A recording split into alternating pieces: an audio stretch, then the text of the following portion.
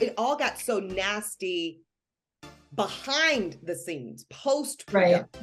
that then it got to a place where I don't think anyone, including the network, knew how to bring us back together again. Welcome back to Access Hollywood's Housewives Nightcap. We're back. Emily, I think this is the first one we're doing together this year. Yeah. It is our first together of 2023. We have been very busy, ladies, but the guests are stacking up, and we are kicking it off with a really wonderful guest, and it's making me so nostalgia for some RHONY. Eboni, we are so excited to have you on. We interviewed you like about a year ago, so we have a lot of catching up to do. We got to know you from Real Housewives of New York. You were already very established by then. So established. You were, and it was funny because when I saw that you got cast on this show, I was like, how did I not know who Eboni was? Right. Because and then I realized you knew like everyone in the entire city. Yeah. So let's talk a little bit about the show. How do you reflect on it at this moment? I'm at a good place with the show, so much so that in terms of my experience, that I ordered this mug I love that. maybe a year ago, and I just wasn't ready to go there yet because it was still also fresh and kind of raw. And now I can reflect, and I just think it was all in the totality of circumstances for me, so worth it professionally. Obviously it further elevated a brand that I've been building as a journalist and, you know, as an impact maker. But even personally, I mean, a lot got lost in personal narrative that season because there was so much else going on, mostly outside of the show. But you know, I found my father's identity for the first time. I connected with biological sisters I didn't even know I had, you know, so but for that only, of course it's worth it. But also, you know, I grew as a woman, I grew as a person. I would not trade the experience for anything. And I will say I look forward to the next iteration of what me in that genre looks like. And I'll leave it there. That's a tease, Eboni, because that's like okay, so the season obviously played out the way that it did. You guys didn't have a reunion. Was there any thought in your brain that it was like, this is the last season of RHONY as we know it now? No. Now, I think I was always really candid about this. I never assumed I would be a part of what the next iteration, because listen, I do think the way the season played out, and it was more so because when you look at the finale of season 13, we actually all landed in this really sweet, fun, light place. And I think if we had just kept filming, to be honest, I mean, you know, it's all water under the bridge now. I do think if our cast had kept filming and they had added one and maybe two new women, probably two women that they put on this reboot, I think it could have all been golden. I think it could have just been an evolution and an expansion of old and new. What happened is obvious, I think, at this point. We stopped filming, cameras went down, which is fine.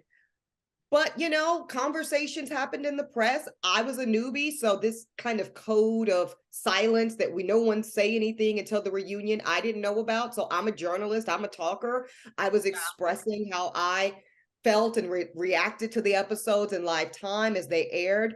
Some of my castmates did not take too kindly to that. So then it started this really nasty kind of press wars and leaks and all this shit.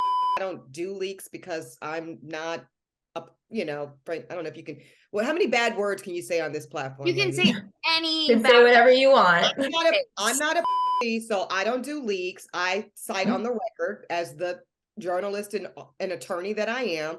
And even that, so it just kind of it all got so nasty behind the scenes, post-production, that then it got to a place where I don't think anyone, including the network, knew how to bring us back together again. And that's just what happened. So it is what it is. I think that the genius of two shows makes sense. I would have liked to have been a part of the reboot, but at the same time, who they've got works. It could have worked with me. It'll work without me. And there's always a new vertical and a new platform to continue, you know, highlighting aspects of who I am beyond the news desk in reality. It's coming. Don't worry about it. You don't need RHONY. That's the thing. As you know, you're proven with your new book and all the things that you're doing. You don't need it, even though I did really enjoy having you on the show. And other people did too. So I know, like, people did enjoy you being on the show. And I know with Ramona, I do need your thoughts on this because she's not coming back. She said she quit. Some people think she was fired. What is your reaction to that whole thing? Listen, I think Ramona, if I recall her on the record statement, something like my time has come and gone. Yeah. And I think that's accurate. I think Ramona represents a level of RHONY legacy, RHONY legend. There's this nostalgic aspect of, good old, Jill Zarin, Ramona, Lou Bethany, Frankel Davis, Alex McCall, right? That'll always stand the test of time. And that's why we have Hulu and on demand, and you can go back and watch those seasons, 1 through whatever.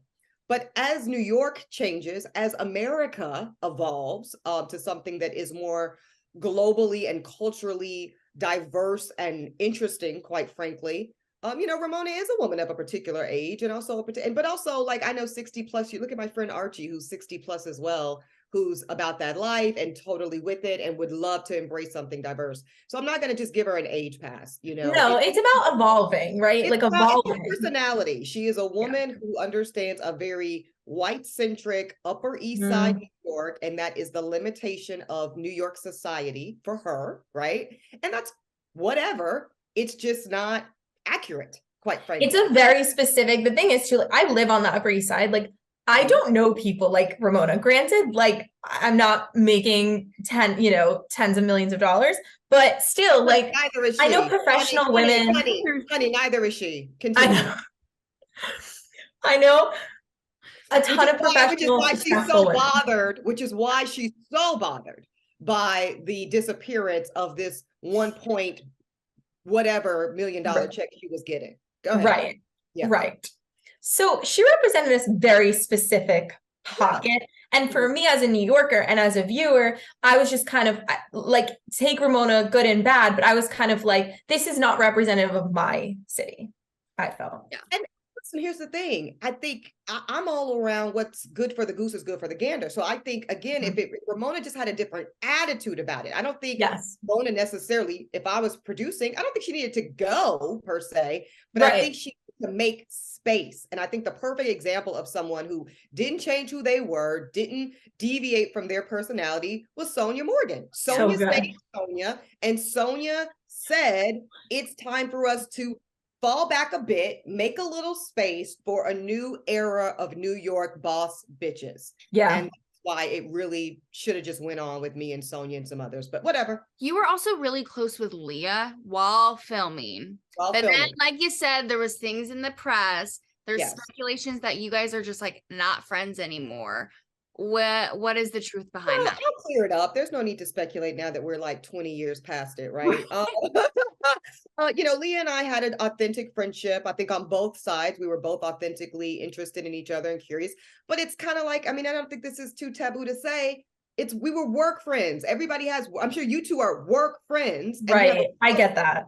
But for work, you probably wouldn't know each other, right? Or you wouldn't have. So that's all it was. And then when it was clear, based off of all the after show production drama, that there was a lot of polarization, right? And from the fan base, and certainly from the cast members, her other cast members, who she did have a previous year of relationship with, right? Because she was on season 12. When I became kind of a hot button item, you either were a huge fan or like really, really unhappy with me being on the show. I get it. Leah's a single mom, and this was like more money than she'd ever seen in her life, and just more opportunity. And it is an incredible platform. And she said, I want to cut my losses and I'm going to align myself with what she believed was her best chance of continuing on the platform. And to your first question, Lauren, I don't think any of us expected what happened, which was, essentially, it's all a mess, throw the whole thing away and start over. I do wish we were seeing you on the reboot, though. I felt you were a shoo-in.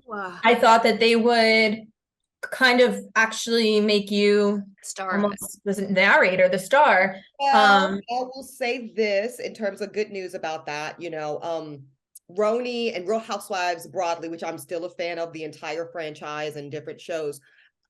It's not the only iteration, right? Where we can see amazing personalities and authentic groups of friends navigate amazing cities like New York. So stay tuned. Maybe we'll see you on a girls trip soon. You might see me on a girls trip. You might see me on a whole brand new show with a whole brand new branding, all of it in mind. So just stay tuned. I love it. Eboni, I have to ask you before we let you go too. We followed your dating life a little bit on the show. Oh, sorry about that. Go ahead. Are you dating? What, update us? As a fan, I want to know what's going on. So I have, gosh. Okay. So my biggest personal life update is that I am actually pursuing a single motherhood journey. I don't want to jinx myself with sharing too many details, but I'm deep into my process. I have embryos and I'm looking to transfer later this year. So I'm in it for real. Hopefully, God willing, baby coming soon. And in addition to that, listen, dating is not my priority. However, since you asked so nicely, I will share that I recently, I have to say, was reintroduced to a guy who, so my dentist was like, there's somebody you should meet. I'm like, whatever, Dr. Corey, like, girl, I'm trying to get these veneers done. I don't give a fuck about that. And turns out I had actually already gone on a date with him. Oh my God. Like 6-7 years ago. Who knew? And so we did reconnect recently. And listen, we are just getting to know each other. It's all very chill, very casual. But he is of interest. So we'll say that. New York City is so small. That is so funny. Yeah, there's that. So many exciting things. So like, that's so fun. I feel like, especially with the dating thing, is like, sometimes it's just not the right time. And so maybe now is the right time. I believe in timing. I believe in the timing of life and love and all of it. So yeah, I'm not putting it, like I was texting with a good girlfriend this morning. Listen, I'm not, what did I say? I'm totally open to it. I'm not gonna force it and I'm not gonna fight it. So there we go. Also, that's a good space to be in. You got to manifest. Yeah. Emily and I are very big into manifestation recently. This is a big, get out, like the baby, the date. You just got to put it out into the universe and be clear on what you want. I just want like love. So I would love my baby. I would love to love a man. I would love him to love me back.